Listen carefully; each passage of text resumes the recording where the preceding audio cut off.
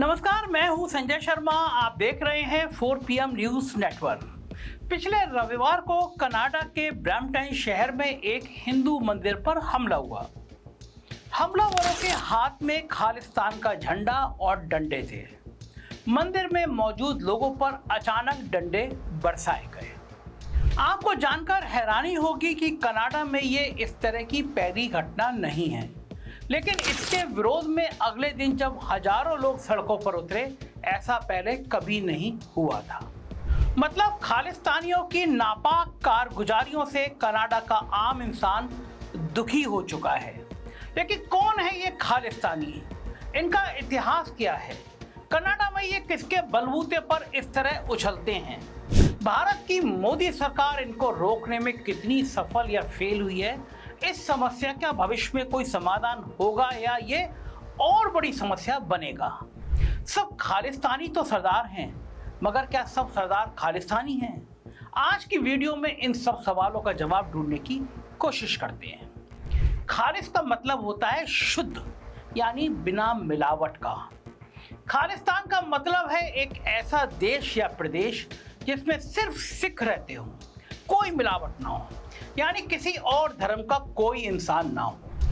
ऐसे देश की ख्वाहिश रखना ही सबसे मिलावटी काम है। खालिस्तान की डिमांड में कुछ भी खालिस नहीं है। ये ऐसे ही है जैसे इस्लामिक देश बनाने के चक्कर में अफगानिस्तान को बर्बाद कर दिया गया। जो इसका खालिस देश बनाने के चक्कर में इजराइल खुलेआम कत्लेआम कर रहा है, और कुछ सिरफिरे अंधभक्त जिन्हें हिंदू धर्म का धा भी समझ में नहीं आता है, वो गाहे बगाए हिंदू राष्ट्र बनाने की भारत में बात करते हैं। आज तक धर्म के नाम पर बनाया और चलाया गया कोई भी देश फल फूल नहीं पाया। अभी दुबई लौट के आया हूँ, मैं देखकर आया हूँ, दुबई जैसी जगह में मुसलमान सत्ता में तो हैं, मगर वो अपने तौर तरीके में, जीवन शैली में एकदम धर्मनिरपेक्ष हैं। इसलिए पहले तो खालिस्तान का सपना देखना ही एक बुरा और गलत सपना है, क्योंकि आज की दुनिया में धर्म, लिंग, जाति वगैरह के भेदभाव से ऊपर उठकर ही कुछ शांति और विकास का सीधा सीधा समाधान निकाला जा सकता है, जिंदगी जी जा सकती है। हर इंसान की एक फितरत होती है कि वो अपनी गलत डिमांड को भी सही ठहराने की कोशिश करता है। खालिस्तानी भी अपनी डिमांड के कुछ कारण बताते हैं। उनका कहना है कि हिंदुस्तान में सिखों के ऊपर अत्याचार होता है, इसलिए उन्हें एक अलग देश की जरूरत है। हमारे देश में लगभग 2 करोड़ सिख हैं, जो पूरी देश की आबादी का 2% से भी कम है, लेकिन हमारे देश की फौज में 8% से भी ज़्यादा सिख हैं। अगर इस कौम को ये महसूस होता कि वो इस देश में पराए हैं, तो इतने बड़ी संख्या में सिख लोग देश की मिट्टी के लिए सरहदों पर नहीं खड़े होते। और सिर्फ फौजी नहीं, आम समाज में सरदार उसी तरह घुल मिलकर रहते हैं जैसे दूध में चीनी। गुरुद्वारों में मत्था टेकने वाले जितने सिख हैं, उतने ही हिंदू भी होते हैं। उसी तरह सिखों का मंदिर में जाना, भंडारे करना और इनका अपने घरों पर नवरात्रि जैसे त्योहारों में व्रत रखना एक आम बात है। जो बोले सो निहाल का नारा लगाने में कोई हिंदू हिचकता नहीं है। हिंदुस्तान में सरदार सिर्फ पंजाब में नहीं रहते, वो अपने पंजाबी जीवन, खाने पीने और बोलचाल के साथ पूरे हिंदुस्तान में रहते हैं।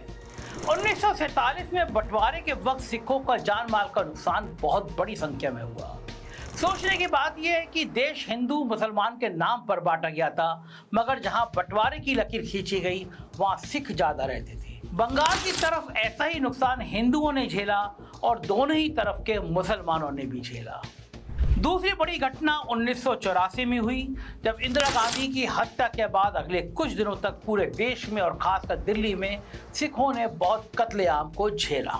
मगर यहाँ जरूरी बात यह है कि इन 2 घटनाओं ने परमानेंट नफरत की जगह नहीं ली। ऐसा नहीं है कि सिखों को कोई किराए पर घर ना देता हो या फिर उनके अलग गली मोहल्ले हों। सरदार इस देश में खुश है, और कांग्रेस ने गलती मानते हुए मनमोहन सिंह को तो प्रधानमंत्री भी बनाया जो सिख थे। इसलिए खालिस्तानियों की डिमांड को नकारने वाले सबसे पहले लोग सरदार ही होते हैं। किसान आंदोलन में जब खालिस्तानी मदद की बात उठी, उसका खंडन सबसे पहले सिख नेताओं ने किया। कनाडा में मंदिर पर हुए हमले के विरोध में जब अगले दिन हजारों लोग इकट्ठे हुए, उसमें सिख समुदाय के लोग भी बड़ी संख्या में मौजूद थे। इसलिए आगे बढ़ने से पहले एक बात समझ लेते हैं। कनाडा में हिंदू मंदिर पर हमला हिंदुओं और सरदारों के बीच की लड़ाई नहीं है। इस लड़ाई में एक तरफ कुछ खालिस्तानी हैं और दूसरी तरफ हर धर्म वाले कनाडा के वो लोग हैं जो शांति से रहना चाहते हैं। खालिस्तान मांगने का इतिहास सिर्फ सत्ता की भूख पर टिका है। 1970 के दशक में खालिस्तान की मांग उठाने वालों की दो खास डिमांड थी: नदियों के पानी में ज्यादा हिस्सेदारी और चंडीगढ़ को पूरी तरह से पंजाब को दिए जाना। आम सिख इन मांगों के साथ तो था, लेकिन भारत देश से अलग होने की मांग किसी ने भी नहीं मानी। 1980 के दशक में भिंडर वाले नाम का आतंकी खालिस्तान का झंडा लिए अलग थलग घूमता था, लेकिन 1984 में जब उसने स्वर्ण मंदिर यानी गोल्डन टेम्पल पर कब्जा किया और इसे मारने के लिए इंदिरा गांधी ने फौज को गोल्डन टेम्पल में घुसने की इजाजत दी, तो आम सिखों की भावना को भी सरकार के खिलाफ बना दिया। उनका दिल दुखा। अगले 10 साल मिलिटेंसी का लंबा दौर चला, आतंक का लंबा दौर चला, मगर खालिस्तान के नाम पर हथियार उठाने वाले लोगों की तादाद में खालिस्तानी कोई ज्यादा बढ़ोतरी नहीं कर पाए। जब खालिस्तानियों की दाल भारत में नहीं गली, तो ये एजेंडा उन्होंने दूसरे देशों से पूरा करने की कोशिश की। 20वीं सदी में इंग्लैंड और 21वीं सदी में कनाडा वो दो देश हैं जिसमें सिखों ने बहुत पलायन किया, एक अच्छे भविष्य की तलाश में गए। 1954 में देवेंद्र सिंह परमार नाम के आदमी ने लंदन में खालिस्तान की मांग की शुरुआत करना चाही। इसकी बुलाई हुई मीटिंग में 20 से भी कम लोग आए, केवल एक ने समर्थन किया, बाकी लोगों ने इसे पागल बताया। 1970 में पंजाब चुनाव हारने वाला नेता जगजीत सिंह चौहान लंदन में जाकर खालिस्तान का झूठा राग अलापने लगा, लेकिन कोई साथ नहीं आया। तब से आज तक लंदन में खालिस्तानी मौजूद हैं, लेकिन वहां की राजनीति में खालिस्तान को आम आदमी का मुद्दा वो नहीं बना पाए। इसलिए में न्यूज में रहने वाले कभी कोई 100-200 लोग रैली निकालते हैं, तिरंगे की बेइज्जती करने की कोशिश करते हैं। कुछ महीने पहले लंदन की इंडियन एम्बेसी से इन्होंने तिरंगा उतार भी दिया था। 24 घंटे के भीतर तिरंगा अपनी जगह पर वापस पहुंच गया, लेकिन खबरों में बने रहने की ये अश्लील कोशिश खालिस्तानियों को बहुत दूर तक नहीं ले जा पाई। जिस तरह आज़ादी से पहले हिंदू सभा, मुस्लिम लीग, अकाली दल जैसी पार्टियां बनी थी जिनका आज़ादी की लड़ाई से कुछ लेना देना नहीं था, इन सब पार्टियों में वो संपन्न लोग थे जो धर्म के नाम पर सत्ता हथियाना चाहते थे। उसी तरह खालिस्तान की आवाज़ लंदन और कनाडा में बैठकर कुछ ऐसे ही सरदार लगा रहे हैं जिन्होंने इतना पैसा कमा लिया है कि वो अपने खाने कमाने की चिंता उनको नहीं है और अब सिख धर्म और खालिस्तान का नाम लेकर सत्ता की रोटी खाना चाहते हैं। लंदन में तो इनकी दाल नहीं गली, लेकिन कनाडा में हाल थोड़े चिंताजनक हैं। इसका कारण है कनाडा की मौजूदा सरकार और खासकर वहां के प्रधानमंत्री जस्टिन ट्रूडो का पक्षपाती व्यवहार। सबसे ताजा खबर की सबसे पहले बात करते हैं। जस्टिन ट्रूडो ने कल अपनी संसद में खड़े होकर मंदिर पर हमले की निंदा की, लेकिन एक बार भी खालिस्तान शब्द का नाम नहीं लिया। सुनिए इन्होंने क्या कहा। Allow me instead to take a moment to condemn unequivocally the violence we've seen in South Asian communities across the country over the past few nights. Let me be very, very clear. The individuals who are inciting violence and division and hatred in no way represent either the Sikh community or the Hindu community in Canada. At a time of Diwali and Bandi Chor Divas, we're seeing communities come together to celebrate their diversity and their strength. We will continue to stand for the unity of Canadians. ये कह रहे हैं कि Canada में सब लोगों को अपना धर्म मानने की इजाजत है। दिवाली सब लोगों ने मिलकर बनाई है और जिन इंडिविजुअल यानी कुछ व्यक्तियों ने जो हिंसा की वो ना तो हिंदू धर्म की अगुवाई करने वाले लोग हैं और ना ही सिख धर्म की। आप जरा गौर से देखिए, ये बयान अपने आप में ही बरगलाने वाला है। पहली बात तो मंदिर पर हमला करने वाले हिंदू धर्म का अगुवाई करने वाले कैसे हो सकते हैं। दूसरी बात यह कि हमला करने वाले कुछ लोग नहीं थे जिन्होंने खामखा या आपसी रंजिश में लोगों को पीटना शुरू कर दिया। मंदिर में उस वक्त काउंसलर कैंप चल रहा था। ऐसा आमतौर पर कनाडा में होता है, जहां मंदिर या गुरुद्वारों में इंडियन एम्बेसी के अधिकारी कनाडा में रहने वाले बुजुर्ग भारतीयों का हाल चाल पूछते हैं। कोई दिक्कत होती है तो उसे ठीक करने की कोशिश होती है। ये साफ है कि हमलावर इस मीटिंग के बारे में जानते थे। दूसरी बात यह कि हमलावर एक ग्रुप के तौर पर आए थे, अपने ग्रुप के झंडे को साथ लाए थे जिस पर खालिस्तान लिखा था, तो इससे हमलावर ग्रुप की पहचान साफ है। लेकिन जस्टिन ट्रूडो खालिस्तानियों के ऊपर जिम्मेदारी नहीं डाल रहे हैं, उन्हें कुछ इंडिविजुअल कह रहे हैं। और इस तरह की घटिया हरकत का ये पहला केस नहीं है। पिछले कुछ महीनों में ऐसी कई घटनाएं हो चुकी हैं। विंडसर शहर में मंदिर की दीवार पर भारत विरोधी नारे लिखे गए। मिसिसागुआ में भी मंदिर को निशाना बनाया गया। सतीश कुमार सरे शहर में लक्ष्मी नारायण मंदिर के अध्यक्ष हैं। पिछले साल दिसंबर में उनके बेटे के घर के बाहर गोलियां चलाई गई। लेकिन जस्टिन ट्रूडो जानबूझकर अनजान बन रहे हैं, खालिस्तान शब्द का नाम लेने से बच रहे हैं।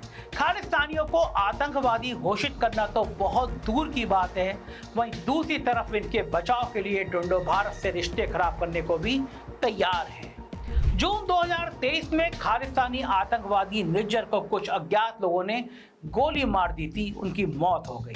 जस्टिन ट्रूडो ने बिना किसी सबूत के बयान दे डाला कि इसमें भारत सरकार का हाथ है, और तो और हमारे 6 डिप्लोमेट को एक्सपेल कर दिया और एक को पर्सन ऑफ इंटरेस्ट बना दिया, मतलब उन्हें शक के दायरे में डाल दिया गया और देश छोड़कर जाने को कहा गया। बदले में भारत ने भी उनके 6 डिप्लोमेट्स को दिल्ली से रुखसत कर दिया।